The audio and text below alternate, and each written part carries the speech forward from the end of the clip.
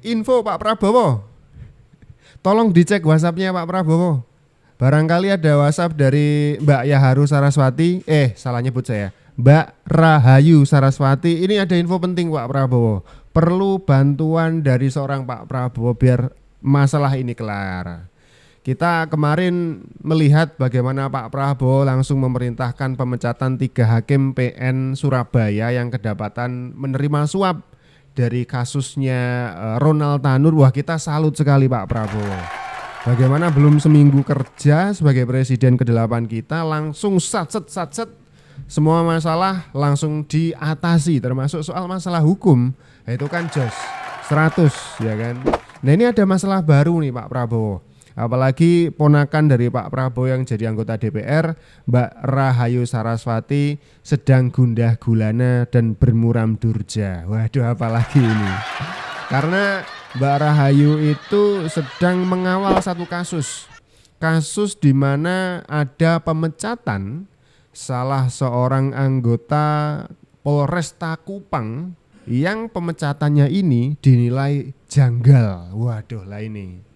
Ibarat kita ngelihat film, pasti ada film mafia, orang baik dikerjain ya kan, dijebak-jebak untuk kemudian mafia ini tetap mengakar, bisnisnya nggak diganggu. Nah, kurang lebih kok saya membaca situasi ini seperti itu. Tapi informasi yang kita dapatkan masih terbatas. Lagi pula masalah itu masih dalam pengembangan. Jadi semoga nanti kita di akhir mendapatkan titik terang ya. Dan paling penting, ini kita butuh tangan dingin Pak Prabowo untuk segera bikin clear masalah ini biar nggak berlarut-larut ya kan. Pak Prabowo tuh kalau udah turun tangan selesai semuanya. Jadi buat teman-teman yang belum mengikuti, ini kasus dari Rudi Soik, salah seorang anggota Polresta Kupang, lebih tepatnya KBO Satreskrim Polresta Kupang. Ini mantan karena baru aja dipecat katanya. Bahkan pemecatan dari Rudi ini itu kelasnya adalah pemecatan dengan tidak hormat. Waduh. Kalau sampai seorang polisi itu dipecat dengan tidak hormat alias PTDH, berarti kan harusnya ini pelanggarannya berat sekali ya toh. Pelanggaran yang pokoknya nggak ada ampun gitu. Lah setelah saya baca-baca, ini lucunya tuh begini. PTDH yang kemudian diputuskan kepada Rudi Soik ini kasusnya atau alasan pemecatan dengan tidak hormat adalah karena Rudi Soik kedapatan karaoke. Kok iso? Polisi karaoke terus dipecat gitu. Ya kan ini perlu penjelasan yang lebih oke gitu. Masa cuman gara-gara karaoke seorang polisi dipecat ya toh? Nah, mungkin Pak polisi ini punya hobi menyanyi kan, kita juga nggak ngerti ya toh. Nah, masa gara-gara nyanyi di karaokean kemudian seorang polisi kemudian dipecat. Nah, ini janggal. Jadi Kapolda NTT Daniel Silitonga ini menjelaskan bahwa terjadi atau diputuskan sebuah pemecatan dengan tidak hormat kepada Rudi Soik, mantan KBO Satreskrim Polresta Kupang, bukan karena kasus mafia BBM. Waduh. Ini tuduhan kita awal-awal karena mafia BBM, tapi ternyata putusan pemecatan dengan tidak hormat itu karena karaoke. Lucu. Pak Rudi Soik mungkin hobinya karaoke, cuman ya masa gara-gara itu dipecat ya toh. Ini kemudian banyak kabar, ini coba saya rangkum ya teman-teman ya. Rudi Soik itu katanya sedang ada sebuah penyelidikan kasus, yaitu kasus mafia BBM di Nusa Tenggara Timur. Nah, dalam proses penyelidikan ini ada satu waktu di mana Rudi Soik ini ada utusan atau surat tugas untuk melakukan penggerbekan lah istilahnya begitu. Nah, ketika sudah fix ini mau menggerebek, si Rudi Soik ini kemudian diutus untuk udah kamu tunggu dulu, nggak usah menggerebek dulu, biar tim lain yang menggerebek. Nah, karena disuruh menunggu, Rudi Soik ini diarahkan ke satu tempat itu kemudian disebut sebagai tempat karaoke gitu ya. Dan kemudian nah di situ Rudy Soik ini kemudian muncul beritanya adalah Rudy Soik digrebek di tempat karaoke. Lucu toh? Yang awalnya disuruh minggir dulu untuk kemudian diambil alih oleh tim lain untuk melakukan penggerbekan. Misalnya ditemukan tempat penimbunan bahan bakar ilegal, BBM ilegal misalkan ya. Kemudian si Rudy Soik ini kok malah justru yang digrebek. Nah ini gimana? Katanya mau menggerebek lokasi penimbunan BBM ilegal. Nah, kok justru polisinya yang kena grebek. Bahkan berita yang keluar adalah Rudy Soiknya digrebek di tempat karaoke. Wah, ini infonya kemudian simpang siur gitu ya. Nah kemudian karena sudah diputus, sudah digrebek, ini terjadi persidangan kode etik profesi Polri yang digelar pada tanggal 10 sampai tanggal 11 Oktober yang kemudian memutuskan untuk pemecatan dengan tidak hormat kepada Rudy Soik. Waduh, ini udah kasusnya janggal, putusannya nggak kalah janggal. Masa gara-gara orang nyanyi di karaoke terus dipecat kan? Waduh, ini apa salahnya gitu? Jangan-jangan kan hobi nyanyi kan gitu ya.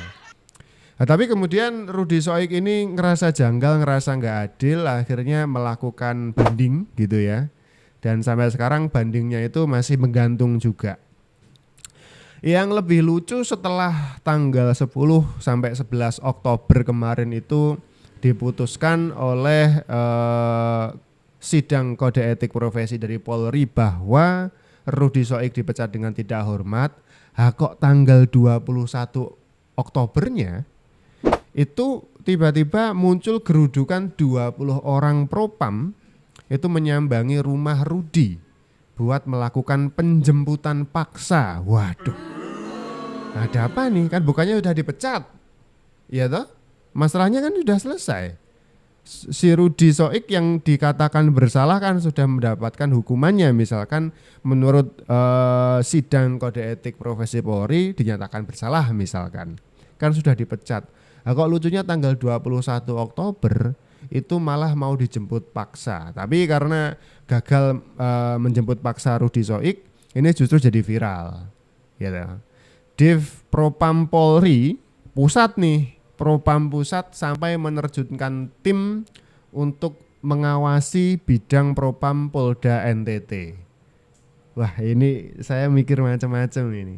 Sampai orang pusat nerjunin tim, jadi tim propam nih diterjunin untuk istilahnya mendampingi divisi propam Polda NTT.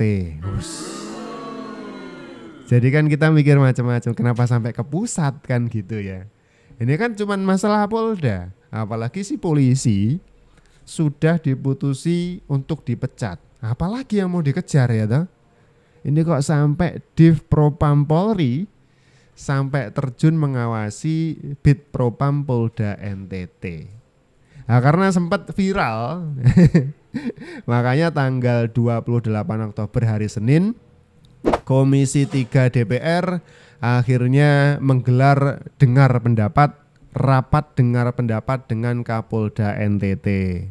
Nah, disitulah kemudian disiarkan langsung, ada potongan-potongan video dari percakapan rapat dengar pendapat dengan Komisi 3 DPR, makin lucu lagi. Karena Pak Kapolda bilangnya A, pihaknya Rudy Soik bilangnya B, apalagi Rahayu Saraswati, ponakan dari Pak Prabowo, ternyata kenal dekat dengan sosok Rudy Soik yang dipecat ini. Waduh. Nah, ini coba saya kutip kalimatnya Rahayu tapi enggak plek ya. Kurang lebih Rahayu tuh bilang kalau dia kenal pribadi dengan sosok yang namanya Rudy Soik yang dipecat dengan tidak hormat ini. Dan Rahayu bilang, ini kok janggal. Saya tidak melihat apa yang dituduhkan itu ada di karakter seorang Rudy Soik. Jadi Rahayu ini ngaku kenal pribadi dengan Soik dan pengen mengawal kasus ini karena menurut Rahayu ada kasus besar di belakang pemecatan seorang Rudi Soik. Waduh. Makin lucu ini, makin lucu makin seru gitu. Dan sampai-sampai nih seorang Rahayu Saraswati yang memang keponakan dari Prabowo, anaknya Pak Hasyim ya kan. Ini ngancem mau lapor ke presiden kalau misalkan kasus ini nggak clear. Nah mungkin sudah saatnya ini Pak Prabowo kembali tampil nih ya untuk ngatasin masalah ini, kayak misalkan Pak Prabowo ngatasin masalahnya Ronald Tanur kemarin ya toh. Ini memang untungnya ada Mbak Rahayu nih yang bisa kemudian juga menakut-nakuti para penegak hukum biar clear ini gimana nih yang benar gimana gitu.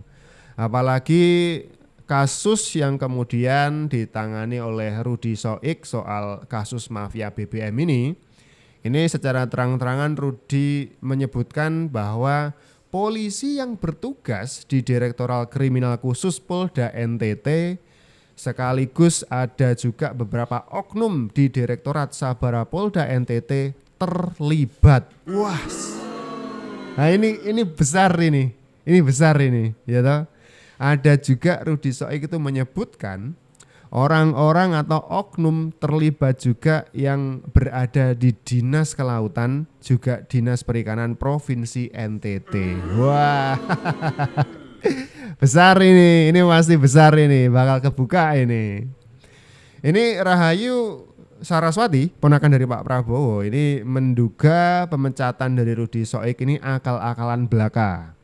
Ini akal-akalan untuk menyingkirkan sosok Rudi karena Rudi Soik ini memang mau ngebuka atau membongkar mafia BBM di NTT.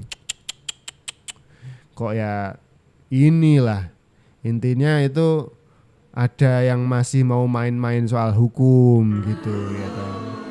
Ini nggak tahu presiden kita ke-8 ini cukup gercep untuk ngatasin masalah-masalah kayak gini. Ini sekali turun tangan Pak Prabowo ini kelar semuanya ini ya toh. Apalagi Pak Prabowo tuh tahu bener seluk-beluk di dunia kemiliteran ya toh. Punya banyak link. Ini orang-orang yang masih main-main soal ini bakal susah lah hidupnya nanti. Ini Rahayu kemudian juga bilang ngancem tadi ya, kalau dia bakal lapor presiden kalau kasus ini nggak buru-buru clear. Yang lebih seru lagi ini tak kasih tahu nih.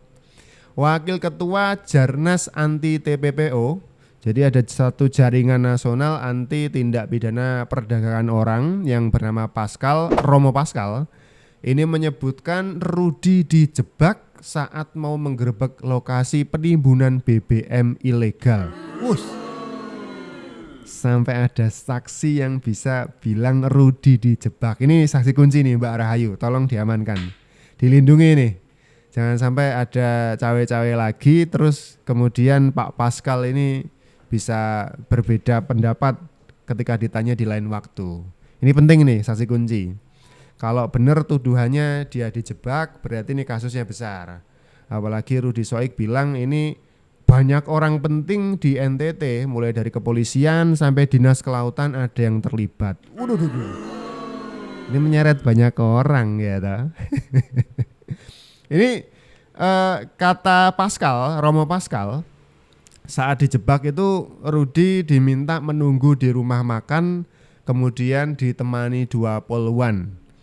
Dan dari situ kemudian ada tuduhan Rudi itu main serong alias pokok melakukan hal yang nggak benar gitu ya. Sampai akhirnya dia kena kasus etik dan disidangkan di persidangan kode etik profesi Polri gitu ya. Yang ujungnya itu sampai ke pemecatan dirinya. Ini kemudian kan sudah mendapatkan perhatian dari dari Komisi 3 DPR, termasuk ini dari Pak Beni Harman. Ini berharap Rudi Soik ini bisa diketemukan dengan Pak Listio Sigit Prabowo supaya ini masalahnya segera kelar gitu. Nah, kalau saya sih nggak cukup sampai di situ. Kalau saya timbang-timbang gitu ya, Dari sebutan-sebutan nama dan jabatan yang disebutkan oleh Rudi Soik yang kemungkinan terlibat, ini orang-orang penting semuanya. Bahkan Pak Kapolda kan ketika ada rapat dengar pendapat dengan DPR kan juga memberatkan Rudi Soik maksudnya. Pak Kapolda Daniel Silitonga ini bilang bahwa memang putusannya begitu, yang dia terima informasinya bahwa Rudi Soik ada pelanggaran etik dan putusannya udah bener. Kan belani yang ini ya, yang mutus pemecatan dengan tidak hormat berarti ya. Nah, ini kita kurang tahu yang mana yang benar, semoga cepat clear dan ini bukti lah. Ini bukti nanti bisa meningkatkan kepercayaan masyarakat Pak Prabowo. Kalau misalkan kasus-kasus mafia hukum kayak gini, termasuk di bidang penegakan hukum ya kan, ini segera diberantas. Kita jadinya percaya dengan Polri, kita percaya dengan TNI gitu. Jangan sampai kasus-kasus misalnya kasus Sambo itu terulang lagi. Kita jadi aduh, ternyata orang punya bedil itu dimain-mainin loh ya, kita kan takut ya. Kita mau minta perlindungan siapa? Orang mereka yang pegang bedil ya toh. Malah mereka yang jadi penjahat. Nah kita diinjak-injak masyarakat. Makanya ini saran sih Pak Prabowo langsung turun tangan, diberesin. Ini semoga jadi meningkatnya kepercayaan masyarakat terhadap penegakan hukum dan juga penegak hukum TNI dan juga Polri kan begitu. Ya kan? Setuju kan? Setuju dong.